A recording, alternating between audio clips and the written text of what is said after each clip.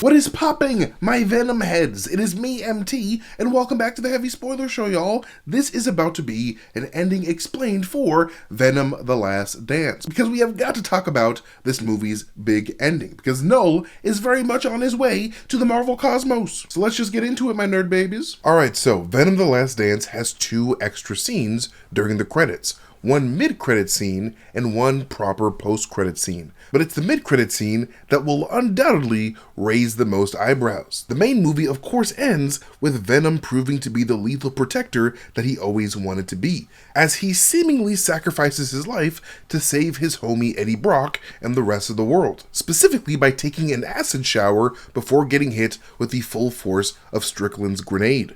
This sacrifice is a huge blow to the Dark God Knull, who desperately needed the codex that both Eddie and Venom forged when Eddie died in the first movie in order to free himself from his imprisonment on the symbiote homeworld of Clintar. Like literally as soon as Venom died, Knull was all like, no, as he appeared to sink deeper and deeper in his symbiote prison.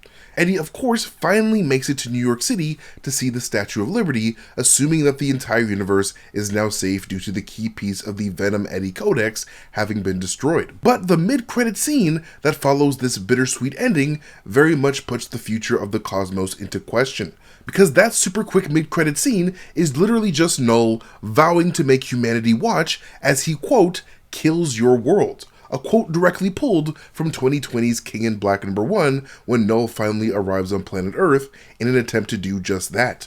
So, needless to say, Knull is oddly optimistic for a dude who apparently just lost his one and only codex key to freedom. So this optimism kinda makes me think that the King in Black has some sort of trick up his sleeve. But what could that trick be? How could Knull still get free from his Clintar cage despite this major defeat? Well, one possible answer to that question might have been answered in Venom 3's post-credit scene, a scene that shows Cristo Fernandez's bartender character being the last remaining survivor after the xenophage attack on Area 55. After being absolutely terrified at the sight of the aftermath of the battle, the bartender runs away just as a cockroach emerges from the wreckage and begins to inspect the broken vial that Dr. Payne cracked open to merge with the Agony symbiote. This moment is not only a fun nod to earlier in the movie when Dr. Payne mentioned how cockroaches could survive anything, but it is also very likely meant to tease how Venom himself likely survived the explosion and will likely sustain himself by merging with one of these cockroaches before hopping from living host to living host until he eventually makes his way back to Eddie Brock, especially considering how the credits themselves had images of Venom as various animals that we have never seen him bond with before in the movies. And if the first Venom film is any indication, this Venom is a lot more resilient to fire than most other Venoms are. I mean, that soy sauce symbiote did straight up survive a searing from an exploding spaceship after selflessly saving his soulmate after all, so the chances of Venom or a tiny piece of the Venom symbiote surviving Strickland's grenade explosion is actually quite high. Not only this, but don't forget that Rex Strickland did secure a rogue piece of the Venom symbiote at the bar in Mexico at the beginning of the movie. So if that particular piece of the black goo is chilling somewhere in the ruins of Area 55, one of the cockroaches in the area could easily find it and bond with it as well. However, this particular Eddie Brock Venom connection is not the only way Knull could forge a codex key. Oh no, because you gotta remember that Knull's kingdom is the void of space itself, and the void of space doesn't just surround this one universe, but actually the multiple universes in the Marvel Cinematic Multiverse. I mean, the confirmation of the multiversal symbiote hive mind at the end of Venom 2 kinda points to this symbiote King in Black being a bit of a multiversal antagonist himself. And if this is indeed the case, then Knull's next big ticket to freedom could come in the form of Tom Holland's Black Suit Spider-Man in Spider-Man 4, a symbiote merging that was teased hardcore as a result of Venom leaving a piece of himself behind in Earth 616 right before he disappeared in the No Way Home post-credit scene. A disappearance that was actually completely retconned in Venom: The Last Dance, by the way. Like, instead of glowing yellow and disappearing like we saw him, Toby, and Andrew do, he instead is launched backwards through what looks like one of the yellow Clintar portals back to his own universe. What a weird ass thing to change, but maybe Sony couldn't use any of Marvel Studios' Doctor Strange magic in their solo films. Who knows? Not sure why they changed that, but you know, Sony. At any rate, if this piece of the Venom symbiote merges with Peter Parker, like we all assume that he will, then all Peter Parker would have to do is somehow die in the black suit in order to make a new codex key for Knull. So there is a chance that Knull senses this possibility and is just waiting for a new black symbiote connection to form on MCU Earth 616.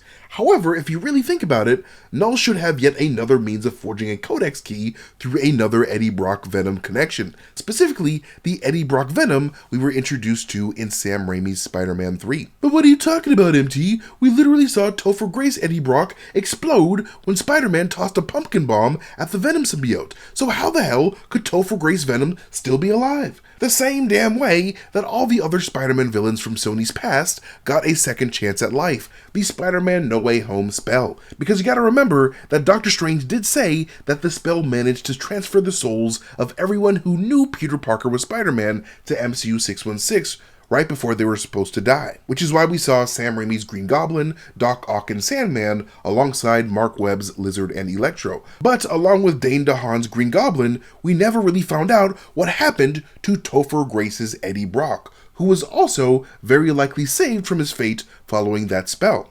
Now, this all being said, if Topher Grace Venom had his face altered by the spell, like the other Spider-Man villains did, then Knull could eventually use his Venom symbiote connection to forge another codex key. Out of all the possibilities, I feel like I vibe with this possibility the most, because it means neither Tom Hardy or Tom Holland have to die for Knull to be free. He can literally just rip that codex out of Topher Grace's spine, and I wouldn't give a shit. Finally, there is one last way I think Knull could potentially free himself, and that method could come courtesy of Sony's latest Spider-Man story, Spider-Man 2 for the PlayStation 5.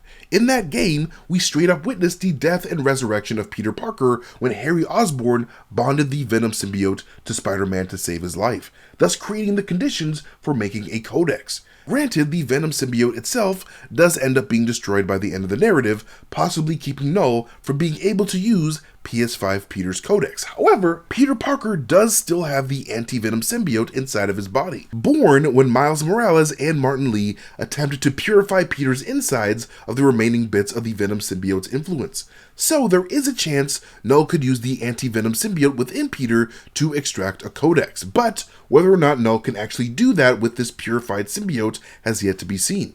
But knowing Knull's immense powers from the comics, I cannot imagine such a feat being beyond his capabilities. Not only this, but Spider-Man 2 PS5 does a fair bit of work towards teasing the coming of Knull within the narrative itself, as at one point we can see Peter Parker looking over some notes that Dr. Kurt Connors wrote about the symbiote meteorite that crash landed on the planet. And amongst those notes, we can see Connors trying to figure out the mystery of the spiral insignia branded on the meteorite, hypothesizing that the spiral could be indicative of an ancient celestial language of some kind, or some type of interplanetary communication. What the hell did Norman have Connors working on back here? Why was he mapping celestial coordinates? This symbol. Didn't know Connors studied ancient languages.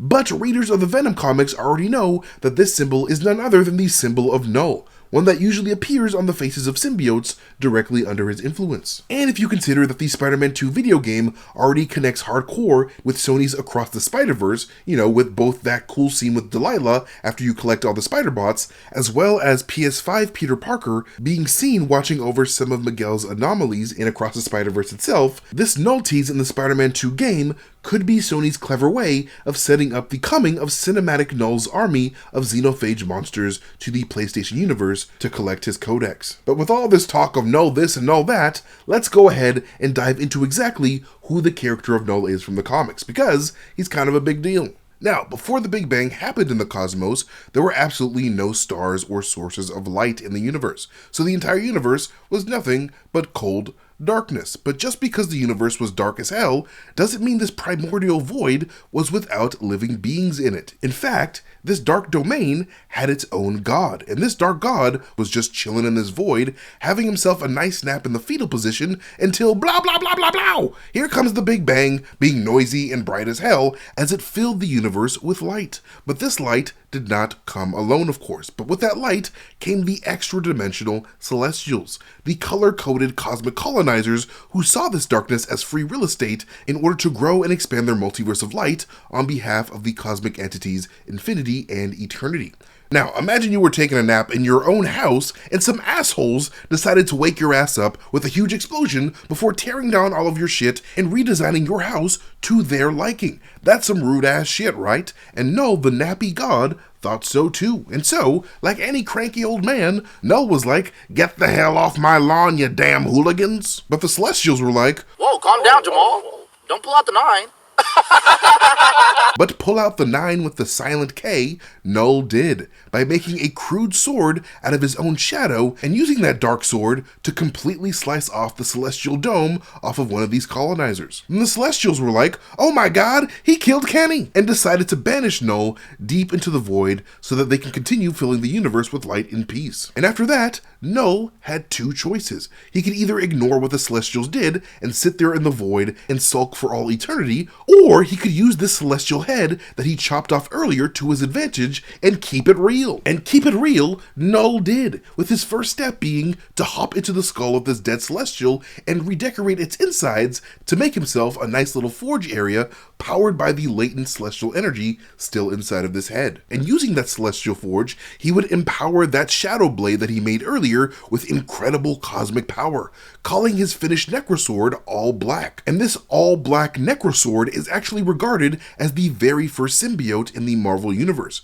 mostly because of how the sword would gift its wielder incredible power so long as its wielder fulfilled its need to devour as many delicious souls that it could find. A truly symbiotic relationship. However, this very bright and violent act of Knull forging this first ever symbiote had a long-lasting effect on the symbiote race that would eventually come a little bit after this, as all of the symbiotes would seemingly develop a weakness towards both sound and fire as a result of the violent trauma that this original all-black symbiote sword suffered at the hand of a vengeful Knull. And it's pretty much why Spider-Man has been able to use both super loud sounds, like the sounds that come from a church bell, or just plain old fire to defeat Venom symbiotes in the past. And so, with his newly improved sword, Knull would start to keep it real throughout the cosmos by trying to feed All Black with the souls of as many gods of light that he could find in his quest for vengeance, leaving behind the severed celestial head to float in space to eventually become known as Nowhere, a cosmic space station used by a number of alien races for scientific purposes. Cosmo the Space Dog in the comics was actually in charge of the station for a bit. However, Nowhere's repurposing is a little bit different in the MCU, as we know that the Collector and his organization called the Tavon Group would claim the celestial head for their own in order to extract the godly potential inside of its brain tissue and spinal fluid for profit. But anyways, after countless millennia of Knull becoming a butcher of light gods, he would one day eventually meet his match when one of these gods of light would stab Knull in the mouth as Knull would stab him in the upper torso, and their bodies would then crash land onto a nearby barren and nameless planet, only for their immobilized bodies to be discovered by an alien man named Gore, who was incredibly upset with the gods of light for letting his entire family die from the harsh conditions of his planet. And in his rage, Gore would pull All Black out of the torso of the light god and use that sword to finish off the light god himself, officially becoming Gore the God Butcher. Gore would of course leave Knull's body there in the crater to heal itself over time, and when Knull got back up, that dude was pissed as hell that his main weapon against the light had been stolen from him. So again, Knull had another choice to make. He could either sit on that planet and cry about the loss of his emo knife, or he could get his ass up and keep it real, and you already know that Knull went with option 2, because that's what the silent K in Knull stands for. It stands for keeping it real, man. And so Knull got his ass up and realized that he could actually take a piece of his inner primordial darkness and bond that darkness with a living host, extracting not only their life force energy, but also the memories inside of these living beings in order to gain crucial bits of information. And once he learned this power to bond darkness with living beings, Knull decided to do so across the entirety of Gore the God Butcher's home planet, converting that planet into a dark planet of a new race of beings that he would call the symbiotes. And sitting his ass down on his new fancy symbiote throne, Knull officially became became the symbiote King in Black,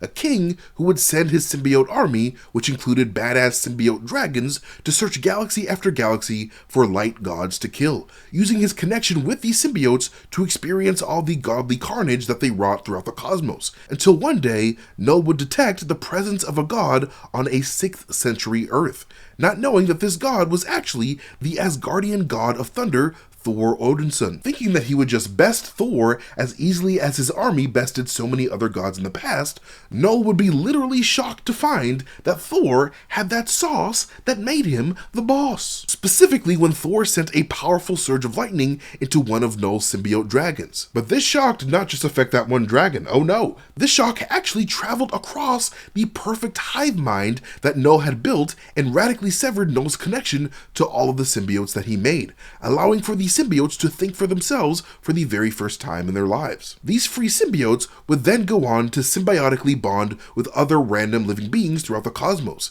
and because of these new bonds with these beings of light, the free symbiotes started to adopt some of the moral ideals, like nobility and honor, from their light being hosts, with these good ideals apparently infecting them much like a poison. And eventually, the symbiotes would use their new perspective to orchestrate a mutiny on their former master Knull, with a horde of symbiotes then using their own bodies to trap Knull in a planet-sized prison of pure symbiote goo, and naming that prison Kilntar, which was actually the symbiote word for cage. And over time, Kilntar would be known as the symbiote homeworld, despite it actually secretly being a prison for their former god. But unfortunately, a few centuries later, in the pages of 2019's Absolute Carnage number 5, Knull would be freed by Eddie Brock after Cletus Cassidy and the Carnage symbiote gave Eddie the choice of choosing between the death of his son Dylan or the release of the King in Black from the Kilntar cage. A newly freed Knull would then hop on a symbiote dragon and lead his symbiote horde to terrorize the cosmos once more, even managing to attack and infect the Celestials themselves, adding them to his army as well. And since Earth's Guardians were the reason why he was imprisoned in the first place, Knull pretty much beelined it straight to Earth with his infected Celestials with him in 2020's King in Black number 1, with the Avengers pretty much powerless to stop him at first. I mean, hell, the Avengers even sent Sentry, the most diesel dude on the Marvel hero roster, after Knull's ass, but even he was easily defeated by him. Like, Knull literally broke that crazy motherfucker in half like a fortune cookie and slurped the Void right out of Sentry's body. Mostly because the Void entity within Sentry was made out of the same primordial darkness that the Cosmic King in Black commands. Then after this, Knull would cover the entire planet Earth in darkness and things would go to absolute shit. That is until, towards the end of the King in Black comic event, Eddie Brock and Venom would be gifted with the nigh omnipotent cosmic powers of Captain Universe by the God of Light themselves, and would use those powers to kill Knull by flying his ass into the center of Earth's sun. And after defeating Knull, Eddie Brock would be awarded the title of the new King in Black of the symbiotes and would control all the symbiotes in the universe for a while until he would eventually lose that crown. But speaking of this King in Black title, what does it mean exactly? Well, it turns out the reason why Knull was able to manipulate the primordial darkness so easily is because it was kind of his cosmic purpose to do so.